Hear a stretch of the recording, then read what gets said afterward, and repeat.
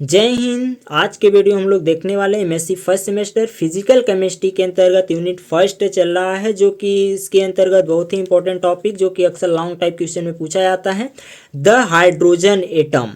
यानी hydrogen atom के बारे में हम आज डिटेल जानकारी देखेंगे। हाइड्रोजन परमाणु इलेक्ट्रॉनिक ऊर्जा का क्वांटीकरण, यानी कि hydrogen atom quantisation of the electronic energy अक्सर एग्जाम में एनी टाइम पूछा जाता है, जो कि 25 नंबर के क्वेश्चन में अक्सर पूछा जाता है इस क्वेश्चन को। तो इसको शुरू करते हैं। सबसे पहले देखते हैं कि यह पॉजिटिव चार्ज न्यूक्लियस एंड उसके चारों ओर घूमता हुआ एक निगेटिव चार्ज इलेक्ट्रॉन से बना हुआ है। क्या बता रहा है कि जो हाइड्रोजन एटम होता है वह पॉजिटिव चार्ज न्यूक्लियस एंड उसके चारों ओर घूमता हुआ एक नेगेटिव चार्ज इलेक्ट्रॉन से बना हुआ होता है। इस प्रकार अन्य सिस्टम जैसे हीलियम प्लस, लिथियम 2+ एवं बेरिलियम 3+ आदि भी होते हैं। हाइड्रोजन एटम के 2 चार्ज पॉइंट अर्थात क्या बता रहा है कि हाइड्रोजन एटम के 2 चार्ज पॉइंट अर्थात एक न्यूक्लियस एंड दूसरा इलेक्ट्रॉन है, जो परस्पर क्रिया इंटरएक्शंस करते हैं। यह गोलाकार सममित यानी कि सिमेट्री स्फेरिकल वाला एटम होता है। कुछ इस प्रकार से हम लोग स्ट्रक्चर में शो कर सकते हैं कि जो हाइड्रोजन एटम है, यहाँ देख रहे हैं कि बीच में नाभिक होता है, यानी पॉजिटिव चार्ज वाला न्यूक्लियस होता है, जो इलेक्ट्रॉन होता है हमारा चारों चक्कर लगाते रहता है न्यूक्लियस के। अब यहाँ देखते हैं कि जो E- जैसे सिस्टम के लिए जो श्रोडिंगर वेव इक्वेशन होता है तो निम्न होता है। क्या लिखते हैं इसको? एच ऑपरेटर एच साई बराबर ई साई होता है। इसको समीकरण हम लोग 1 मान लेते हैं।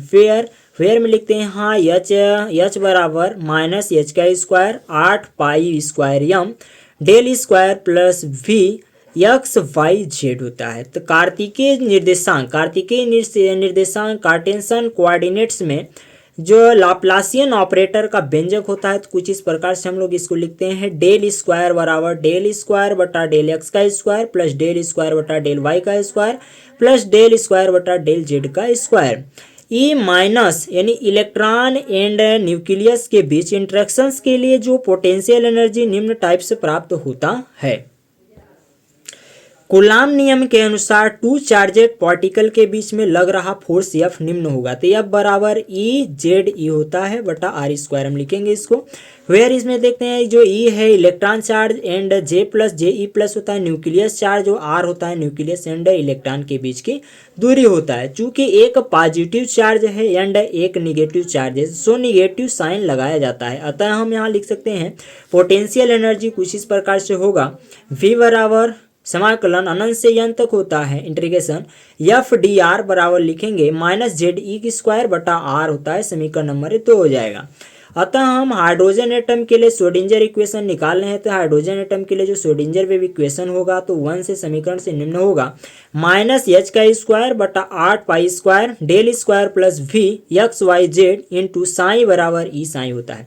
इक्वेशन नंबर 2 से V का वैल्यू रखने पर -h² बटा 8 pi square m del square sine -ZE² बटा पाई साइन बराबर ई साइन। समीकरण नंबर 3 हो जाता है। नो, चूंकि यह पोटेंशियल एनर्जी फील्ड की जो स्फेरिकल सिमेट्री है जो अर्धव्यास R पर डिपेंड करती है। श्रोडिंगर वेव इक्वेशन 3 को कार्टेशियन कोऑर्डिनेट्स XYZ से स्फेरिकल पोलर कोऑर्डिनेट में व्यक्त या स्थानांतरण ट्रांसफर करना अधिक सुविधाजनक रहेगा। इस प्रकार के ट्रांसफार्म द्वारा हाइड्रोजन एटम के लिए श्रोडिंगर इक्वेशन 3 पोलर कोऑर्डिनेट्स निम्न प्रकार से लिखा जाता है।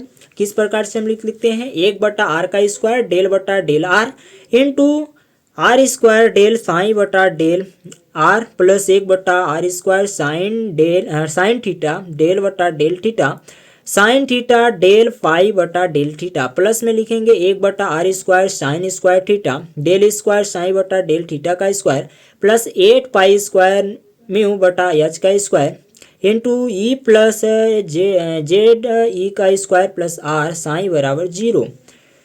समीकरण नंबर हमारा 4 प्राप्त हो जाएगा। पोलर के लिए देखेंगे R थीटा फाई के लिए and the Cartesian XYZ coordinates में संबंध फिगर में क्लियर करता है। यहाँ हम लोग x बराबर R sine theta cos phi लेते हैं और y बराबर r sine theta cos phi और z बराबर लेते हैं आर साइन थीटा। कुछ इस प्रकार से हम लोग स्ट्रक्चर में शो करते हैं। यक्स अक्ष है, ये z एक्सिस है और ये y एक्सिस है, ये y एक्सिस है और ये भी x होता है। तो यहाँ हम लिखते हैं या y बराबर r sine theta cos theta होता है और x बराबर r sine theta cos phi होता है और यहाँ z बराबर होता है आर साइन फाई होता है, थीटा होता है, सॉरी z बराबर आर साइन थीटा होता है। यहाँ आगे दिख रहे हैं कि जो फिगर है हमारा स्फेरिकल पोलर कोऑर्डिनेट के लिए फिगर बनाया गया है, जिसका स्क्रीनशॉट आप इजीली ले सकते हैं। आगे हम थ्योरी पॉइंट को देखते हैं। क्या लिखा हुआ है कि जो रेडिकल डिस्टेंस आर मूल बिंदु से ओरिजिनल पॉइंट, जबकि थीटा जो है अक्षांश टोटलिट्यूड एंड द फाई देशांतर लॉन्गिट्यूड है। उपरोक्त जो श्रोडिंगर इक्वेशन 4 के सॉल्व का जो फॉर्म होता है कुछ इस प्रकार से हम लिख सकते हैं। Sine into r theta pi बराबर आर कैपिटल में आर, फिर लिखेंगे स्मॉल में आर, फिर फाई थीटा लिखेंगे, फिर इस प्रकार से हम फाई लिखेंगे। ये समीकरण हमारा कुछ 5 प्राप्त हो जाता है। वेयर में हम देखते हैं कि जो आर और आर वनली आर का फंक्शन है एंड द रेडिकल फंक्शन कुल जो है एच, इस प्रकार से हम लोग इसके सिंबल को लिखते हैं। थीटा व फाई फाई एंगुलर फंक्शन होता है। इक्वेशन नंबर 5 से क्लियर है कि वेव फंक्शन 3 फंक्शनल का गुणनफल होता है, जिसमें से वनली आर पर दूसरा वनली थीटा है पर एंड तीसरा वनली फाई पर डिपेंड करते हैं। तो इक्वेशन नंबर 5 को इक्वेशन नंबर 4 से प्रतिस्थापित करने पर एक इक्वेशन हमें प्राप्त होता है, जिसे निम्न 3 इक्वेशन से पृथक किया जा सकता है। तो हमारा जो प्रथम इक्वेशन होता है 1/5 डेल स्क्वायर फाई बटा होता है डेल स्क्वायर डेल फाई का स्क्वायर बराबर माइनस एम का स्क्वायर, समीकरण नंबर 6 प्राप्त होता है। दूसरा जो हमारा इक्वेशन होता है कुछ इस प्रकार से होता है 1/sin थीटा बटा del theta sine theta del theta बटा del theta plus B plus m square बटा माइनस होता है यम स्क्वायर बटा साइन स्क्वायर थीटा फाई बराबर थीटा होता है। समीकरण नंबर हमारा 7 प्राप्त होता है। जब थर्ड नंबर जो पृथक करेंगे हम समीकरण नंबर 5 और 4 से, तो 1/r बराबर होता है 1/r डेल बटा del R square del R बटा R plus 8 pi square M बटा एच का square E plus Z E का स्क्वायर बटा आर का स्क्वायर बराबर बी। समीकरण नंबर 8 हो जाता है। वेयर जो एम एंड बी कांस्टेंट होता है। तो इक्वेशन नंबर यदि हम 4 का पूर्ण सॉल्व इक्वेशन 6, 7, 8 है, सॉल्व करने से हमें प्राप्त होता है। तो यह सॉल्व जो हाइड्रोजन एटम के लिए अनेक फिक्सेड एनर्जी, क्या बता रहा है कि यह सॉल्व हाइड्रोजन एटम के लिए अनेक फिक्सेड एनर्जी लिवेज को प्रस्तावित करता है, जिन्हें हम n l m quantum number कहते हैं।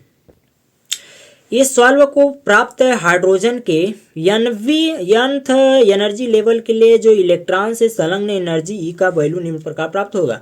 En बराबर होता है 2 पाई स्क्वायर जेड का स्क्वायर ई 4 एम बटा एन का स्क्वायर एच का स्क्वायर, वेयर एन बराबर होता है 1/3 हम लिख सकते हैं इसको। एनर्जी का यह वैल्यू बोहर के द्वारा प्राप्त एनर्जी के वैल्यू के इक्वल है। क्या बता रहा है कि जो एनर्जी है यह एनर्जी का वैल्यू बोहर द्वारा प्राप्त एनर्जी के वैल्यू के इक्वल होता है, जिससे बोहर ने अपनी चिरसम्मत यांत्रिकी से प्राप्त किया था। हाइड्रोजन जैसा एटम के लिए दोनों थ्योरी लागू किए जा सकते हैं, लेकिन जटिल एटम्स एक से अधिक इलेक्ट्रॉन वाले के लिए वैल्यू यांत्रिकी थ्योरी की ही सफल होते हैं। जटिल एटम के लिए श्रोडिंगर जो इक्वेशन का पूर्ण हल होता है इसे इम्पॉसिबल है, बट लगभग हल करने की मेथड अवेलेबल है। इस प्रकार किसी बॉक्स में बंद इलेक्ट्रॉन की मिनिमम एनर्जी को जीरो एनर्जी और शून्य बिंदु ऊर्जा कहते हैं। आज का वीडियो कैसा रहा कमेंट बॉक्स में बताएं। वीडियो को लाइक करें, चैनल को सब्सक्राइब करें। मिलते हैं नेक्स्ट टॉपिक के अंतर्गत, तब तक के लिए thanks for watching this video.